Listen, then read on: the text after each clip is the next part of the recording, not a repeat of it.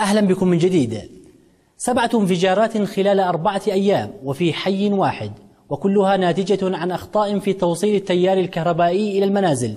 تفاصيل هذه الانفجارات والآثار التي خلفتها في بعض المنازل نتابعها في التقرير التالي. الكهرباء بهجة الحضارة، شريان الحياة، لكنها مع فساد الإدارة وسوء التخطيط وعشوائية التنفيذ تتحول إلى شر مستطير يهدد حياة الناس. هذا الحي ينتمي إلى أمانة العاصمة، المدينة المحظوظة في الرعاية والاهتمام من قبل وزارة الكهرباء، لكن سكان الحي يشككون في وجود هذه الرعاية، ولديهم ترسانة كبيرة يعتبرونها أدلة دامغة على صحة ما يقولون. بعضهم يستغرب الطريقة التي اتبعتها مؤسسة الكهرباء في توصيل الإنارة إلى المنازل، ويراها مخالفة لسنن التوصيل الكهربائي في العالم. قطع الكهرباء، قطع الكابل داخل البيوت، موصلها من داخل البيوت، أنا ما قد شفت أحد في العالم يوصل سلاك من داخل البيوت إلا أنا. وآخرون يشكون من إهمال المؤسسة وعدم تصحيحها لأخطاء التوصيل التي تهدد منازلهم بالحرائق المتكررة، فهم بين خيارين أحلاهما مر، إما الاستسلام للوضع الراهن أو الاستعداد للعيش في الظلام. الله أصحاب الكهرباء غلط سلكوا من نص البيوت. فأول ما حصل الضغط على السلك حصل انفجار، كان يحرق البيوت وفجع الأطفال، وحصل كان في ملابس وطفى الحريق. يعني يلا اتصلنا لأصحاب الطوارئ لنربى صعب نوصل لهم، ولكن في من الكلام كلام. هناك من يشكو من غياب خدمات الطوارئ عندما يهاجم الخوف منازل الحي، ناشرا الحرائق والفجائع بين الصغار وبين الكبار على صغارهم. دائما يعني عند الانفجارات وما تحصل كأنها حرب وليست يعني كهرباء، وأطفالنا بهذا الشكل يعني رعب وخوف من يوم ما حصلت هذا العمل العشوائي وإحنا غير مستغرين. 7 انفجارات مدوية فقط خلال 4 أيام كما يقول سكان الحي، انفجارات كان لها وقع مخيف عليهم وعلى أطفالهم، وهم بين لحظة وأخرى يتوقعون تكرارها.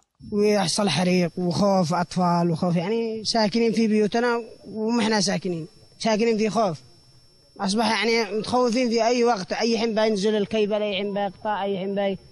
عشوائية وإهمال وسوء تنظيم وتخطيط إدارة وخوف ومخافة، مفردات متكررة في لغة التخاطب اليومي لسكان هذا الحي.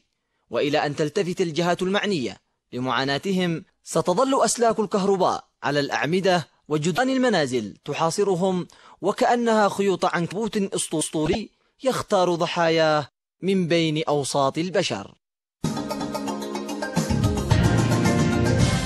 بعد أن ظلت حلما لسنوات طويلة أضاءت ليومين ثم غادرت مصابيح المنازل.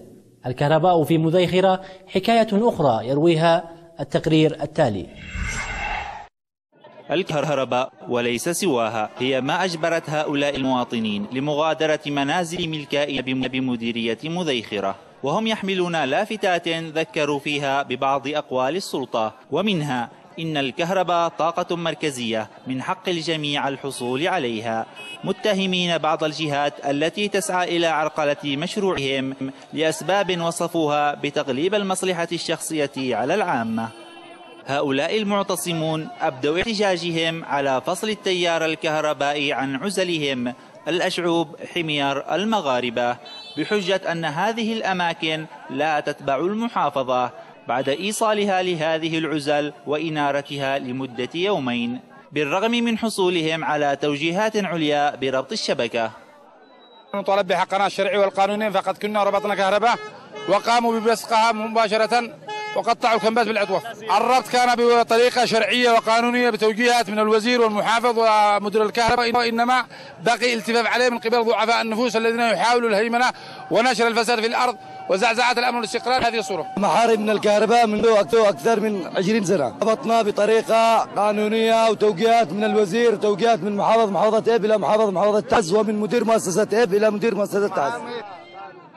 وفيما لا تزال اللجنة المشكلة من قبل وزارة الكهرباء والطاقة حول إمكانية الربط من تعز، يتمنى أبناء هذه العزل من اللجنة إيصال النور إلى منازلهم بعدما حرموا منها لأعوام طويلة، وهي أمنيات لا تغيب عن الكهل منهم.